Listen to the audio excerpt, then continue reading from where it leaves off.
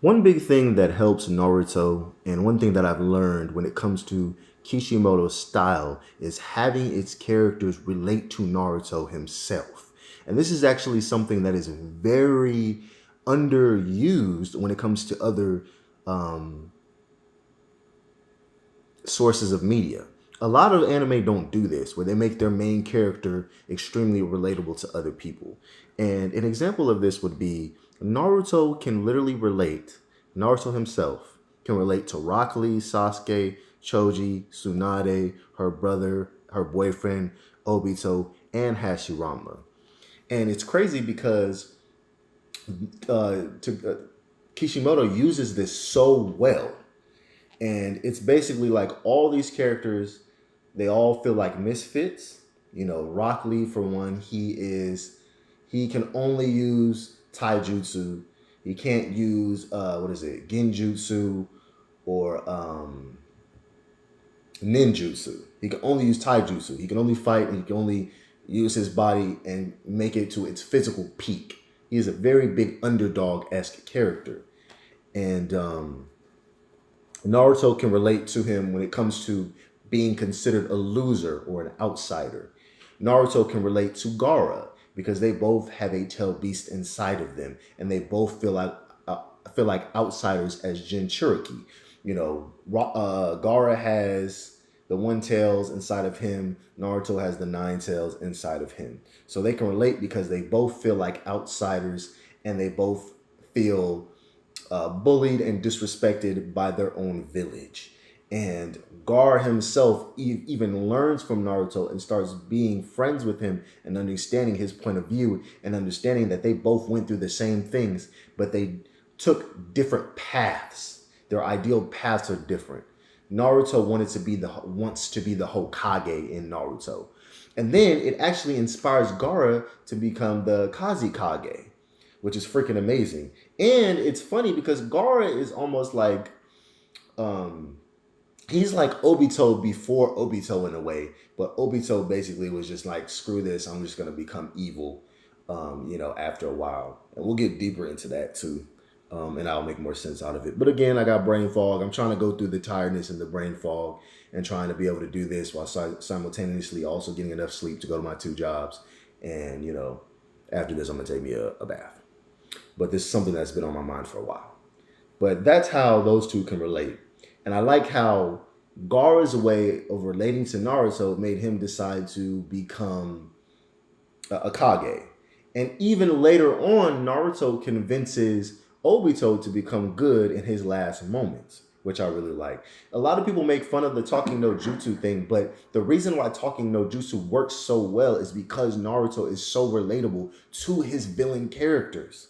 Now, sometimes it doesn't work. It didn't work with Pain. Pain was like, bro, I don't give a damn about what you talking about. Almighty push, But, there's just that. He can relate to a lot of his villains because they're very similar to him, and most of them start off the same as him, being social outcasts, being bullied, disrespected, being treated like you're literally worth trash. People thinking you're pathetic, and thinking that you're not going to amount to anything. It is what it is.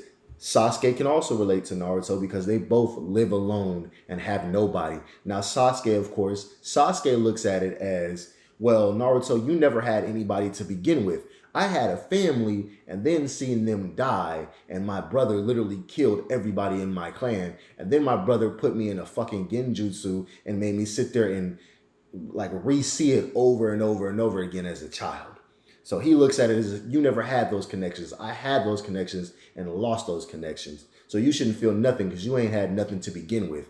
Which I don't know why Naruto would even want to be friends with Sasuke at this point.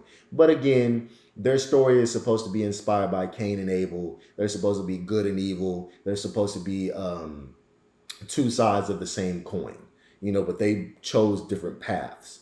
But again, Naruto is the same as all his villains. He starts off being, treated like a social outcast, just like them. But he decides to be a good person and change himself.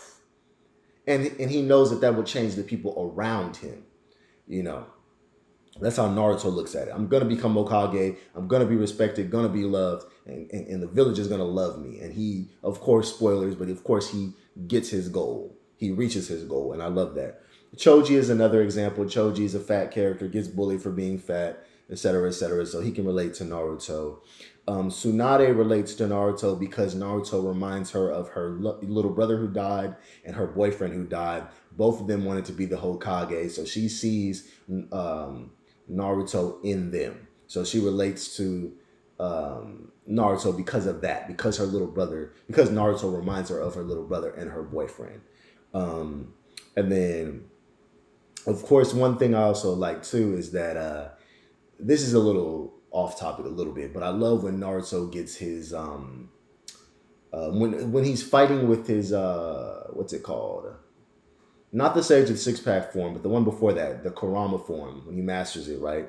And Kakashi sees him and he's like, Sensei? I just love that part. It's one of my favorite scenes of all time. But yeah. And then next will be Hashirama because, of course, you know, Hashirama is one of his incarnations. So, of course, they can relate to each other. They're both on the good side. You know, Hashirama tries to be a good person. Madara is, of course, one of Sasuke's incarnations. So, you know, it is what it is. It's funny, too, because I never really paid attention to that, but it's kind of cool how Naruto is literally fighting with his past, one of his past lives, and he's fighting against one of Sasuke's past lives. Like, that's kind of hard. When you analyze Naruto, some of that stuff kind of tough. But I do want to say that that's something that can help you guys with writing, because you guys know I love making writing videos. And using this template of having a main character and every single villain he fights, and even heroes who don't really like him at first, can relate to him because they either see a part of themselves inside of him or see parts of someone that they knew, that one of their loved ones that had passed away and passed on inside of him, is a really good way to make your story improve. And it's crazy because Kishimoto is basically, he's almost tricking you with his writing style because it's so simple yet so smart at the same time. It's like, make everybody relate, make every social outcast relate to him, make different people relate to him and see the greatness in him and see how much they can see themselves or their loved ones in him. It's actually really smart writing, but it's also extremely simple. It's crazy that Kishimoto even did that. I don't know what gave him that idea, but he's a freaking genius when it comes to his writing, when you break it down that way. But I would say this can help you in your own writing. Make your main character relatable to others, and make a lot of the villains he fights or the people he fights, let them see the greatness in him and see themselves inside of him, but see that he chose the right path instead of being a villain. So that's one thing you could use in your writing. Number 2 is the 3 character technique. Now, Kishimoto, he does this multiple times for his story to make his story deeper, and it's actually super genius. So the 3 character technique is making, every time you make characters, you make 3 characters at a time as a set. And you make one of them the good goofy boy, who's kind of dumb, kind of stupid, but outgoing and lovable, a woman, and then your edgy character.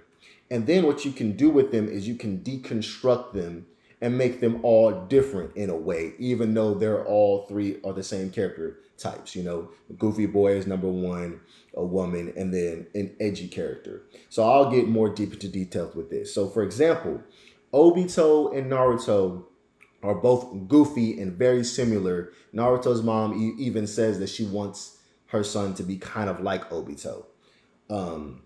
But they're highly similar. They're both the goofy boys, both trying to be tough, and Obito is basically like Naruto if he was an Uchiha, pretty much, and he chose the wrong path, And that's literally what Kishimoto is trying to say in the story.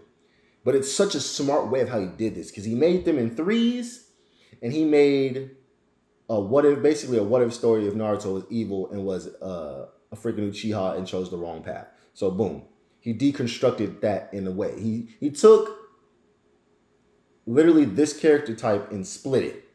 Okay, Obito went the bad path, Naruto went the good path. All right? Now let's go to the woman character. He split this as well. Rin is a really sweet, kind girl. Sakura is an irritating, annoying-ass girl that needs to shut the hell up.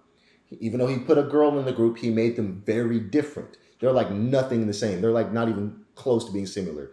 Like Rin is such a sweetheart, right? Then there's the twist of the fact that Rin got killed by Kakashi. And Kakashi is in the edgy character area as a character. He's highly edgy. He's like Sasuke before Sasuke. But he ends up changing and he becomes good and becomes the goofy boy.